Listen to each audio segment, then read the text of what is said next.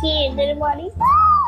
ওই তো ভাত বাড়ছে, তাড়াতাড়ি যাই, এদের বাড়ি খুব ভালো ভালো রান্না হয়।